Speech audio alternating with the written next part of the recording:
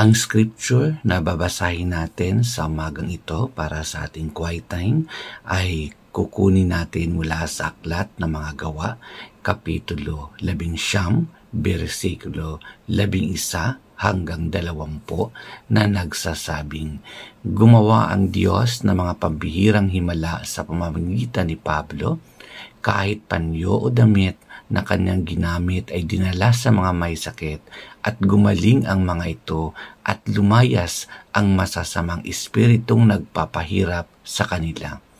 May ilang Hudyo roon na naglilibot at nagpapalayas ng masasamang espiritu. Pinangahasan nilang gamitin ang pangalan ng Panginoong Hesus sa pagpapalayas ng masasamang espiritu sa mga sinasapian ng mga ito. Sinabi nila, sa pangalan ni Hesus na ipinapangaral ni Pablo, iniuutos ko sa inyo, lumayas kayo. Kabilang sa gumagawa nito ay ang 7 anak na lalaki ni Eseba, isang pinakapunong pari ng mga Hudyo. Subalit, sinagot sila ng masamang espiritu. Kilala ko si Hesus at kilala ko rin si Pablo, ngunit sino kayo? At sila'y nilundag ng lalaking sinasapian ng masamang espiritu. Tinalo silang lahat at malubhang sinaktan. Ano pa't hubad at sugatan silang tumakas sa bahay na iyon. Nabalitaan iyon ng lahat ng naninirahan sa Efeso, maging Hudyo o Hintil. Kaya't natakot silang lahat at pinuri ang pangalan ng Panginoong Hesus. Marami sa mga sumampalataya ang dumating at nagpahayag ng mga dati nilang gawain. Marami sa mga dating gumagamit ng mahika ang nagtipon ng kanilang mga aklat at sinunog ang mga ito sa harap ng madla. Sa kabuuan, ang halaga ng mga ito ay umabot sa 50,000 salaping pilak. Sa ganitong makapangyarihang paraan ay lumaganap at nagtagumpay ang salita ng Panginoon. May pag-asa pa na pwede tayong mag-cure. Yun nga lang, may tendency rin na lumala kung hindi si Jesus yung ating lalapitan at ibang mga klase ng paniniwala. Kasi ang nangyari dyan, may mga nag-try ginamit yung pangalan ni Pablo, ni Jesus, pero hindi nag-succeed. Yun, siguro kung i-relate ko sa buhay ko ngayon, parang sinasabi lang sa akin ng scripture na ano mga masasamang espiritu na pwedeng nararanasan ko ngayon na nagpupusa sa akin. Kasi ang evil spirit sa panahon natin, hindi naman na talaga yung engkanto, yung mga ang evil spirit sa atin yung desire, yung love of money, yung pagiging tamad, yung pagwawalang bahala sa worldly God, yung mga kayabangan, iba't ibang klase ng masasamang espiritu din yun na nangyayari sa buhay ng tao. Sobrang langit ng ulo, na pumapatay na ng tao, pagmumura. So siguro pinakikita lang doon na lahat yun may pag-asa mawala ang maniniwala pa rin talaga kay Jesus. Kung siya talagang tatanggapin natin pagkapagligtas at doktor natin.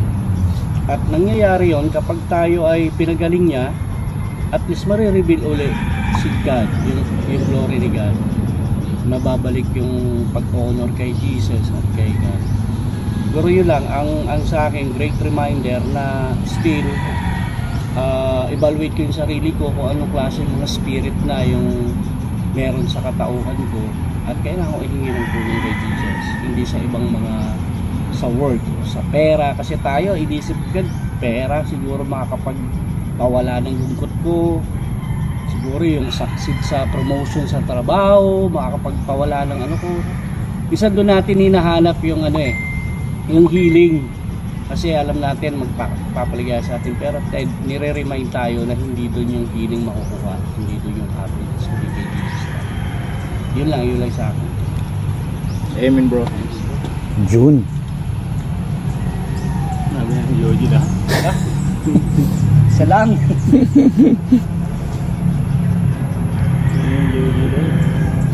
Siguro sa akin lang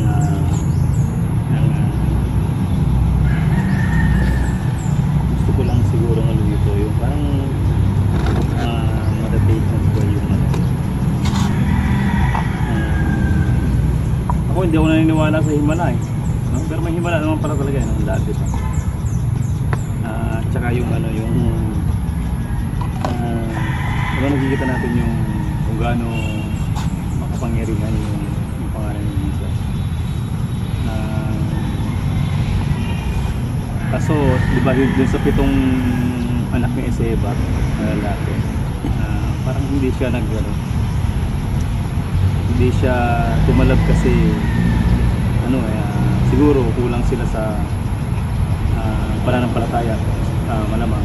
Kasi kung talagang that time papangaral mo talaga si Jesus, kung talagang that time na dahil sa pangalan ni Jesus talaga nila ginagawa yun, hindi sila angin ng masamang espiritu, but alam mo yung nakita ng masamang espiritu na siguro sa puso nila, hindi naman to totoong sincere yung pananampalataya na. Ang sa akin bilang isang Kristiyano, ito yung yung parang part ko na kaya ko bang pag ako naman yung parang sa sitwasyon nila, kaya ko bang ipangaral si Jesus ng hindi ako judge nung kumbaga pagsasabihan ko ng tungkol kay Jesus. Parang remind lang sa akin na dapat talagang nakikita rin sa atin na kung paano si Jesus namuhay, para mas maintindihan ng tao na kung paano mo siya ilalapit sa kanila. Bro? Ilalapit sa kanila si Jesus. Yun lang. Sa akin naman po, focus ako dun sa pagkakalaki ng ginamit nila yung pangalan ni Jesus. Pero hindi tumalab. Kumbaga parang inasarap sila ng diablo at sumasabi. Ibig sabihin parang wala sa kanila yung Holy Spirit nila. Wala silang karapatan na gamitin siguro yung pangalan nila sa mga ganong paraan.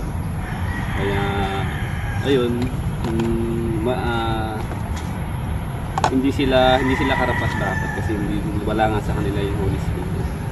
Kaya hindi sila kinilala nung diablo na sinasabi. Kaya doon sa huling part ng scripture is marami yung tawag dito.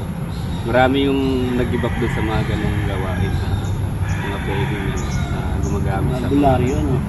Kumbaga, nalaman nila na wala talagang kapantay sa kapangyarihan nila, kundi yung mga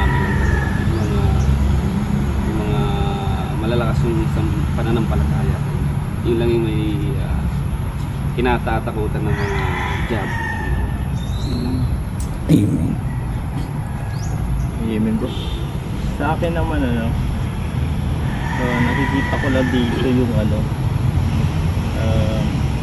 maraming mananampalataya. Pero nakikita ko ano bang pananampalataya dapat ang meron? 'Di ba?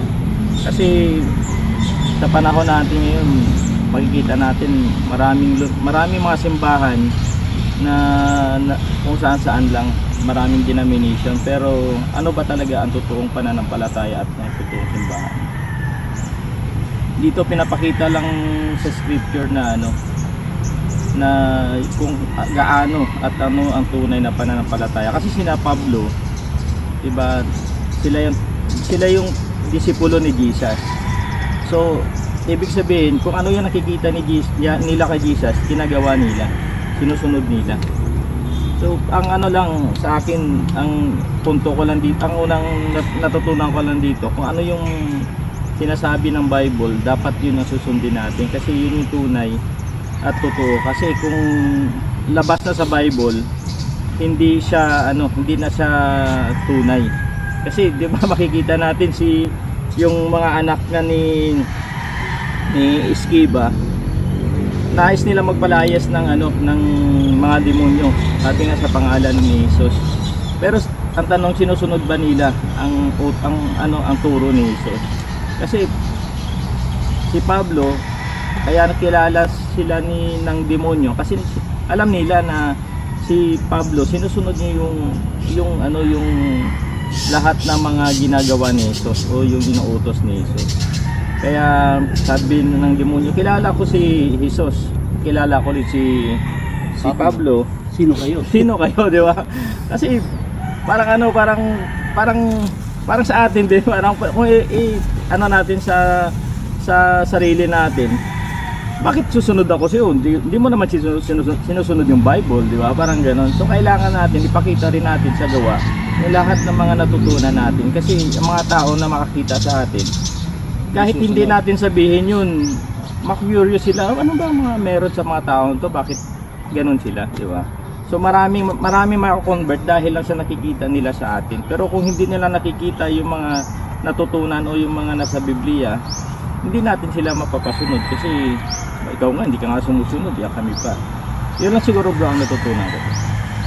Amen.